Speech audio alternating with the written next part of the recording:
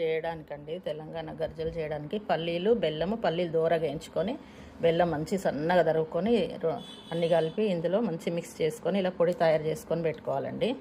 సోజాకి KG పిండి అండి, half KG గోధుమ పిండి, హాఫ్ కేజీ మైదా పిండి ఇలా కలుపుకొని మంచిగా కొంచెం సాల్ట్ వేసుకొని లైట్గా సాల్ట్ వేసుకొని కలిపి పక్కకు పెట్టుకోవాలి. ఇలా వాటర్ వేసి కలుపుకోవడమేనండి. గర్జలకు పిండిని ఇట్లా మృదువుగా ఇట్లా మెత్త ఇట్లా గుంట పడేలాగా కలుపుకొని పెట్టుకోవాలండి. ఇదే విధంగా కొంచెం ముద్ద అయ్యేలాగా ఇలా ఉండలు కట్టుకొని రెడీగా పెట్టుకోవాలండి. పూరిలాగా దాలవడానికి పూరిలాగా దాల్చి ఇట్లా రేఖ దాల్చుకొని ఇట్లా సొజ్జ పెట్టాలండి. పల్లి బెల్లం కలిపింది సొజ్జ ఉంటుంది, పెట్టేసుకొని ఇలా వాటర్తో తడిపేసి ఇలా మడిచేసి ఇలా దీంతో ఇట్లా గీక్కోవడమేనండి. ఇంతేనండి, ఇంతేనండి. మళ్ళీ ఇలా అన్నీ చేసి పెట్టుకోవాలండి రెడీగా. ఇట్లా ఆయిల్ పోసుకోవాలండి. పోసుకొని ఫస్ట్ హైలో పెట్టుకోవాలండి స్టవ్.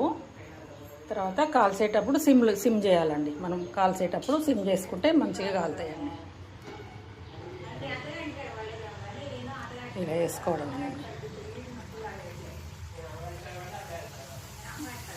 4 5 వేసి కలుసుకోవడం అండి. కొంచెం సిమ్లో పెట్టుకోవాలండి. కాలేటప్పుడు సిమ్ చేసుకోవాలి. ఇలా దూరగా కాల్చుకోవాలండి.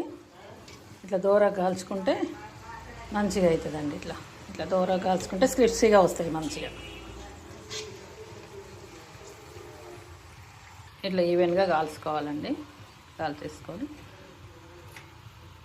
నూనె ఒడిసేదాకా పెట్టుకొని ఇట్లా పెట్టేసుకొని ఇట్లా చిల్లుల గిన్నెలో వేసుకోవాలి. ఇంతేనండి గర్జలు చేయడం. తెలంగాణ గర్జలు ఇంతేనండి. Okay, thank you friends. Please subscribe, share and subscribe అండి.